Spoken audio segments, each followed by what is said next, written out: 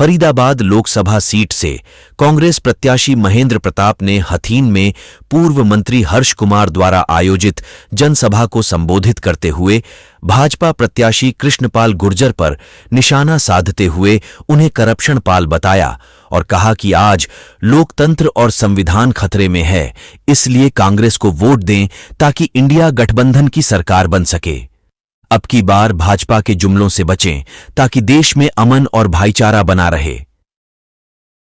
गठबंधन के उम्मीदवार के रूप में आया, लेकिन इससे भी अधिक वास्तविकता ये है, हर्ष कुमार जी ने इसकी तरफ इशारा भी किया है। मैंने 5-5 बार नुमाइंदगी की है, छठी बार भी मैं 161 वोट से हार गया था, हरा दिया गया था कि कांग्रेस ने भी टिकट काट दिया था, साथ ही मजबूत से लड़ बैठे और उस लड़ाई में 161 वोट से कृष्णपाल जी से ही मैं हारा। अगली बार बीजेपी के कृष्णपाल जी कलेक्शन में थे, कांग्रेस ने टिकट दे दिया और जनता ने मुझे 64,000 वोट से हराया था। उसके जिताया था, उन्हें हराया। तो मैं तो राजनीति से व्यक्ति भी चाहता। सच्चाई ये है कि मैं हार्डकोर व्यक्ति हूँ। हर्ष कुमार जी तो फिर जाने जाते हैं, लेकिन मैं भी अपनी वृत्ति का, अपनी सोच का व्यक्ति हूँ। मैं मुख्यमंत्रियों से भी कई बार मेरी नहीं बनी। मैंने पद मिनिस्ट्री का कभी भी दाल और लालच नहीं किया। अगर मुझे जिम्मेवारी दी तो मेरे कार्य की वजह से, मेरे आचरण की वजह से दी गई। तो भाई, मैं तो राजनीति से कह रहा था, मैं तो अलग जा रहा था, पर हर्ष जैसे व्यक्ति चारों तरफ से यही कहने लगे, अगर कोई महेंद्र प्रताप जैसा व्यक्ति आएगा तो फिर बीजेपी वालों का मानवर्धन हो जाएगा। और वही हुआ। 3 बार सर्वे हुआ पार्टी का। आपने तो भारत जदोजहद आपके सामने है। तीनों बार के सर्वे में के बाद पार्टी ने फैसला लिया कि महेंद्र प्रताप को ही मैदान में उतारना होगा। मैंने अप्लाई तक भी नहीं किया। तो भाई, मैं तो आपकी भावनाओं से यहाँ आया हूँ, आपकी आवाज से यहाँ आया हूँ। तो मैं गठबंधन का ही उम्मीदवार नहीं हूँ, मैं आम जनता का भी उम्मीदवार हूँ। आप यहाँ हजारों की संख्या में बैठे हैं। माननीय साथियों के आपने विचार सुने, उन्होंने अपील भी की है। मैं तो आपको धन्यवाद ही अदा करूं तो ज्यादा अच्छा होगा कि आप निर्णय लिए बैठे हैं। मैं इसका हृदय से आभारी भी हूं और आपका हृदय से सम्मान भी करता हूं। देखिए, मैं इसे ऐतिहासिक चुनाव कह रहा था। ये 24 का चुनाव एक विशेष परिस्थितियों में हो रहा है। चुनाव बहुत हुए हैं, पक्ष और विपक्ष बदले गए हैं, कई सरकारें बदली हैं, लेकिन जिस ढंग से सामाजिक और राजनीतिक मापदंडों की जितनी छिछलेदारी इस 10 साल के पीरियड में हुई है, इतनी कभी नहीं हुई। आज देश में सबसे बड़ा खतरा लोकतंत्र और संविधान के लिए है। लोकतंत्र के ऊपर इतना बड़ा खतरा है, संविधान के ऊपर इतना खतरा है कि देश में सांप्रदायिकवाद फैलाया जा रहा है, जातीय संघर्ष के हालात पैदा किए जा रहे हैं, मेवात में अभी पिछले दिनों आपने देखा, ये बड़ा बढ़ाया खेल था सारा, साबित हुआ इनके पास दूसरा कार्यक्रम नहीं है। ये महंगाई की बात नहीं करेंगे, बेरोजगारी की नहीं करेंगे, करप्शन की नहीं करेंगे, उन वादों की बात नहीं करेंगे जो 10 साल पहले इन्होंने किए थे। मुझे अच्छी तरह याद है, आपको भी याद होगा, ऐसा भूखियों पर मोटरसाइकिल और गैस के सिलेंडर रखते थे इनके नेता जो सेंटर में बैठे हैं और कहते थे कि कांग्रेस ने महंगाई में और तेल को पी गई और काले धन को विदेशों में जमा कर दिया, हम इसे लाएंगे, 15 लाख तो तुम्हें देंगे और अपने खजाने को भरेंगे। गैस के सिलेंडर 250 रुपए में देंगे, वादा था, याद करिए उस जमाने में, और तेल 35-40 रुपए लीटर देंगे। कितने ढंग से गुमराह किया देश की जनता ने, इनको गद्दी पे बैठा दिया। सस्ता तेल आ रहा है, रूस हमें डिस्काउंट से दोस्ती के आधार पर दे रहा है, फिर भी उन कंपनियों को फायदा पहुंचाने के लिए, अडानी अंबानी जैसियों के लिए तेल में छूट दे रही है। अडानी अंबानी जी के लिए मोदी जी कहते थे ना खाऊंगा ना खाने दूंगा।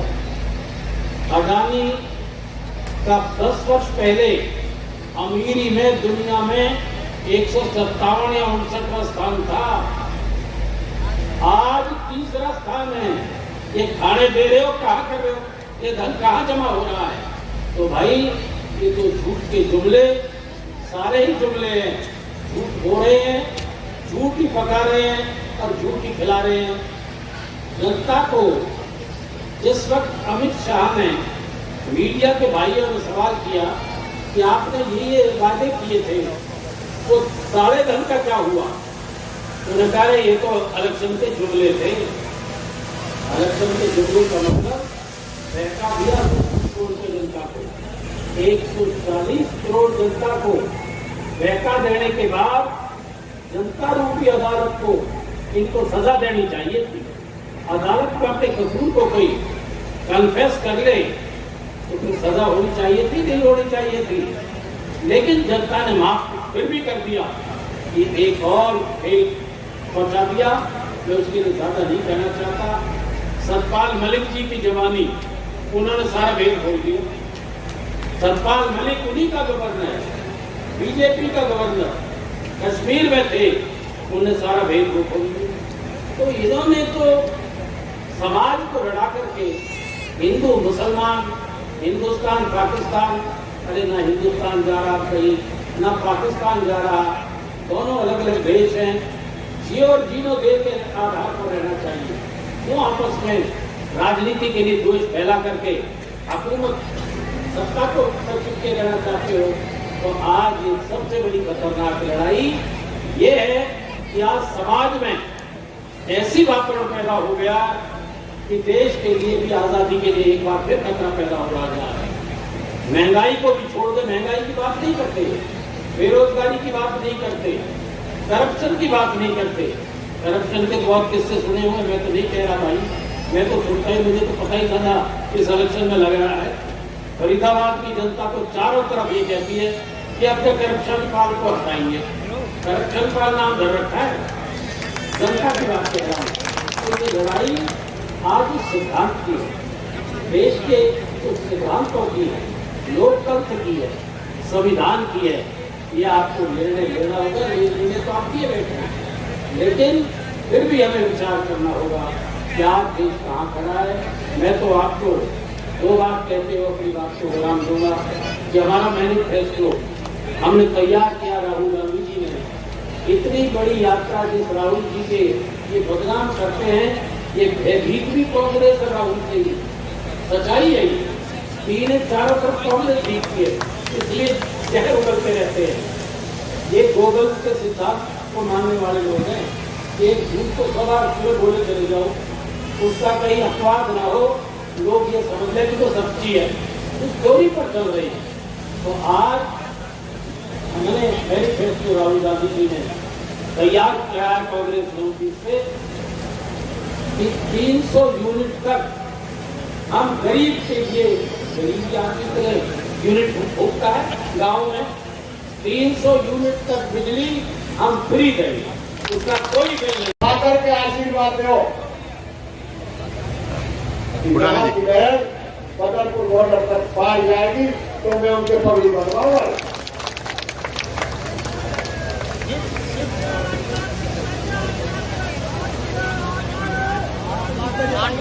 और देखो दो चीजें इसमें,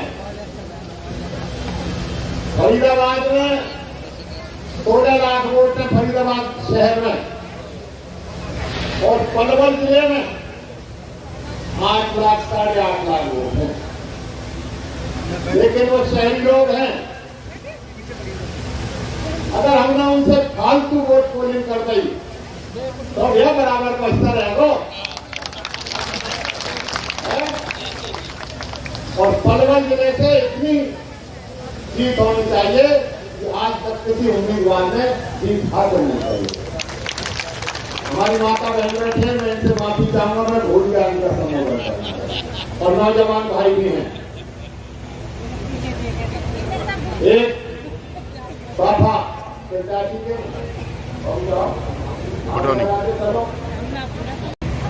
जोर लगा ले, कोई और बड़ो नेता जोर लगा ले, कोई बड़ो चौधरी जोर लगा ले। अगर आपके मनपसंद का कैंडिडेट नहीं होता तो चुनाव जनता तो की है, ठीक है। अब हिसाब लगाने में ज्यादा नहीं कहता,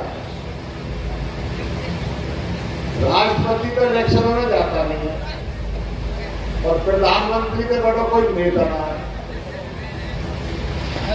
लेकिन जब जनता का मन उतर जाता है तो कितना ही घेरारे लेट वाली बात है, कितना ही घेरारे बात कोई फर्क ना पड़ेगा, ठीक है ना। चौधरी साहब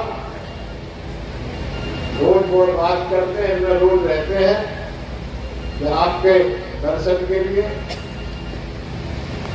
आपके मुखार बिंद से जो बात सुनने के लिए एक बात जरूर कहूंगा, भारतीय जनता पार्टी कहती है बूथ जीता तो इलेक्शन जीता, या बूथ है तो कोई लटके गुंडा के जीते जीत गए, पुलिस के बल से भी जीत सकती है सरकार, लेकिन इलेक्शन वही जीतता है जो वोट जीतता है और दिल जीतता है।